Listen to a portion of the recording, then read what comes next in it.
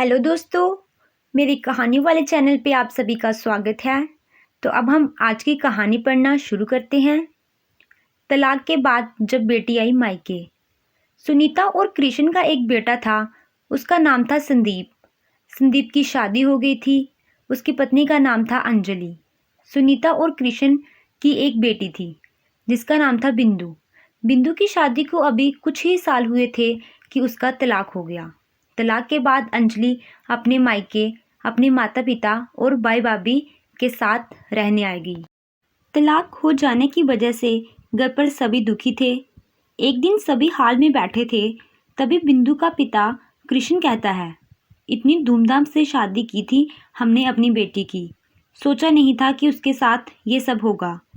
फिर बिंदु की माँ सुनीता बोली, ठीक कहते हैं आप, हमारी इकलौती बेटी है। यदि एक बार बेटी की शादी टूट जाए तो माँ बाप कभी चैन से नहीं रह सकते।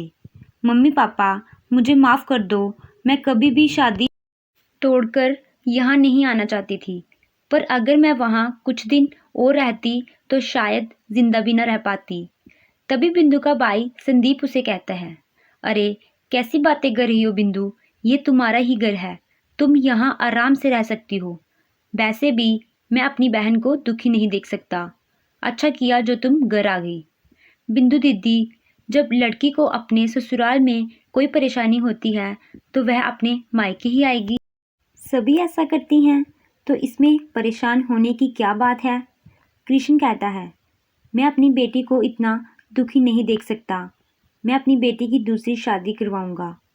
मम्मी पापा, भैया और भाभी, मुझे इसी बात का डर था कि जब मैं ससुराल छोड़कर यहाँ आऊँगी तो आप लोग पता नहीं क्या सोचेंगे, लेकिन आप लोगों ने मुझे स्वीकार करके मेरी सारी चिंता खत्म कर दी। अरे कैसी बातें कर रही हो बेटी, अगर तुम किसी मुसीबत में होगी तो हम ही तुम्हारी मदद करेंगे और कौन करेगा। कुछ दिनों के बाद कृष्ण संदीप से कहता है, अरे बेटा, वो शर्मा जी के पोते का जन्मदिन था, उन्होंने खाने पर बुलवाया है। अरे अब मैं और तेरी माँ जाना नहीं चाहते, हमें कहीं और जाना है, इसलिए तुम एक काम करो, अंजलि को लेकर वहाँ उनके घर चले जाओ। ठीक है पापा, मैं और अंजलि वहाँ चले जाते हैं। वैसे भी बहुत दिनों से हम कहीं घूमने भी नहीं गए हैं। तभी बिंदु अपने भाई संदीप से कहती है, भैया क्या मैं भी आपके साथ चल सकती हूँ। वैसे भी बहुत दिन हो गए कहीं बाहर गए हुए, घर पर बैठे बैठे बोर हो रही हूँ, वहाँ पर जाऊँगी और सबसे मिल भी लूँगी।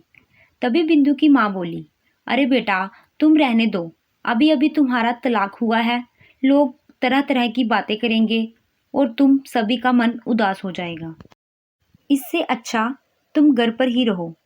इसके बाद संदीप और अंजलि शर्मा जी के घर चले जाते हैं। थोड़ी देर के बाद सुनीता बिंदु से कहती है, अरे बेटा, मैं और तेरे पापा जी गुप्ता जी के घर चाय पीने जा रहे हैं और आते वक्त हम बाहर ही डिनर करके आएंगे। तुम अपने लिए कुछ बनाकर खा लेना। अरे मम्मी, क्यों, मैं खाना बना दूंगी, साथ में खाएंगे जब आप आओगे। अरे नहीं बेटा, तुम खा लेना, हम बाहर ही खाएंगे। फिर वह उनके साथ बाहर चलने को कहती है, पर उसकी माँ मना कर देती है। अब बिंदु घर पर अकेली रह गई थी। उसका बड़ा मन था कहीं बाहर जाने का, पर सबने उसे अपने साथ लेने से मना कर दिया। वह बहुत दुखी हो गई। अब सभी का व्यवहार उसके प्रति बदल गया। कुछ दिनों के बाद अंजलि अपनी सास से कहती है, माँ जी, मेरे भाई की शादी है, मैं 10-15 दिन अपने मायके रहने जा रही हूँ। संदीप अंजलि से कहता है, अंजलि अगर तुम चली गई तो घर का काम कौन करेगा, खाना कौन बनाएगा। तभी सुनीता बोली, ये तो कैसी बातें कर रहा है, बहू को जाने दे, घर का काम करने के लिए बिंदु है ना, वह क्या करेगी। ये सुनकर बिंदु बहुत उदास हो जाती है। अब उसे लगने लगा कि वह इस घर में नौकरानी बनकर रह गई है। 1 महीने के बाद जब अंजलि अपने मायके से घर आती है, माँ जी, मेरी मम्मी ने आपके लिए बनारसी साड़ी और सोने के कंगन भिजवाए हैं और पापा जी के लिए बंद गले वाला कोट और सोने की छाप भिजवाई है। तभी संदीप बोला, वो अंजलि, तुम तो बहुत कुछ लेकर आई हो, पर तुम बिंदु के लिए कुछ नहीं लाई। अरे अब बिंदु साड़ी गहने इन सब का क्या करेगी? उसका तो तलाक हो गया है। लेकिन भाभी, आप पहले तो मेरे लिए सब कुछ लाती थी, पर अब बोला ना कि अब तेरा तलाक हो गया है। अब तो ये सब नहीं पहन सकती, लोग बातें करेंगे। अब तुझे ऐसे ही रहना पड़ेगा। इसमें बुरा मानने वाली कोई बात नहीं बेटा।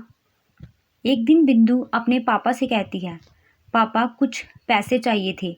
मेरे पास जितने भी पैसे थे सारे खर्च हो गए। तभी बिंदु की माँ बोली, तुम्हें पैसों की क्या ज़रूरत?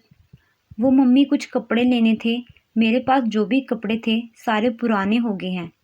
अरे बेटा, सारा दिन घर पर रहती हो, तुम्हें नए कपड़ों की क्या ज़रूरत? और बेटा, इस महीने खर्च थोड़ा ज़्यादा हो गया, मैं तुम्हें अगले महीने पैसे दे दूँगा। ठीक है पापा, कोई बात नहीं। ये कहकर वह वहाँ से चली जाती है। थोड़ी देर के बाद संदीप बिंदु से कहता है, बिंदु, मैं और तेरी भाभी कुछ कपड़े लेने जा रहे हैं, तुम शाम के लिए खाना बना देना। वो भैया, मैंने भी कुछ कपड़े लेने थे, पर पापा बोलते अभी पैसे नहीं हैं, बाद में ले लेना। हाँ ना बिंदु, तो अगले महीने ले लेना। और हाँ बिंदु, शाम को पनीर बनाना, बड़ा मन है खाने का। ये कहते ही वह वहाँ से चले गए। बिंदु धीरे धीरे बहुत अकेलापन महसूस करने लगी थी। शुरू शुरू में तो सब कुछ ठीक था, पर अब उसके मम्मी पापा, भैया और भाभी सब ने उससे दूरी बना ली थी। कोई भी उसकी ज़रूरतों का ख्याल नहीं रखता था। और ये बात अब बिंदु के दिल को चुभने लगी। बिंदु को लगा कि वो एक पढ़ी लिखी लड़की है, उसे अपनी ज़िंदगी में आगे बढ़ना चाहिए, लेकिन उसके पास पैसे नहीं थे। एक दिन बिंदु अपने घर के बाहर चुपचाप खड़ी थी कि तभी वहाँ पर एक औरत आती है और वह बिंदु से कहती है, अरे आप यहाँ आसपास किसी को जानती हैं क्या जो मेरी बेटी को मैथ की ट्यूशन पढ़ा सके? कौन सी क्लास में है आपकी बेटी? 6वीं क्लास में है, पर वह मैथ में बहुत कमज़ोर है। अगर आप चाहें तो मैं भी उसे पढ़ा सकती हूँ। ठीक है, मैं कल से अपनी बेटी को आपके घर भेज दूंगी। ऐसे ही बिंदु उस बच्ची को ट्यूशन पढ़ाने लगती है। उसके बाद धीरे धीरे और बच्चे भी बिंदु के पास ट्यूशन पढ़ने आने लगते हैं। इससे एक तो उसे अपना खर्च चलाने के लिए पैसे मिल जाते और दूसरा उसका टाइम पास भी हो जाता। पर यह सब उसके घर वालों को बिल्कुल भी अच्छा नहीं लगता और वह बिंदु से कहते हैं, बिंदु, सारा दिन बच्चे आते जाते रहते हैं, कितना शोर होता है, क्या ज़रूरत है ये सब करने की? एक तो तुम पहले ही अपना घर छोड़कर यहाँ पर आ गई हो और ऊपर से ये सब कुछ। तुम्हें ये सब कुछ करने की कोई ज़रूरत नहीं है। चुप करके यहाँ रहो और घर का खाना बनाओ। ये सब सुनकर बिंदु कहती है, जब मैं तलाक देकर इस घर में आई थी ना, तो मुझे लगा आप मेरी फैमिली हो, आप मुझे समझोगे। लेकिन आप लोगों ने क्या किया?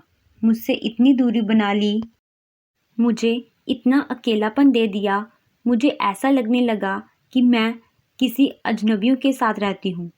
अपनी ज़िंदगी में खुश रहने के लिए, कुछ पैसे कमाने के लिए मैंने बच्चों को ट्यूशन पढ़ाना शुरू किया, तो आपको वो भी अच्छा नहीं लगता?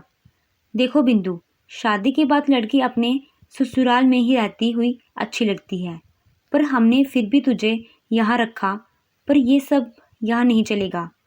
ठीक है मम्मी, अपने ससुराल तो मैं नहीं जा सकती, पर अगर आपको मेरे यहाँ रहने से इतनी तकलीफ़ है तो मैं यहाँ भी नहीं रहूँगी। उसके बाद बिंदु एक छोटा सा कमरा किराए पर लेकर वहाँ पर छोटे बच्चों को ट्यूशन पढ़ाने लगती है और धीरे धीरे पैसे कमाकर वह रहने के लिए एक घर भी खरीद लेती है। उसकी ज़िंदगी फिर से खुशहाल हो जाती है। तो दोस्तों, आपको मेरी कहानी कैसी लगी? कहानी अच्छी लगी हो तो वीडियो को लाइक कीजिएगा और मेरे चैनल को सब्सक्राइब कीजिएगा। Thank you.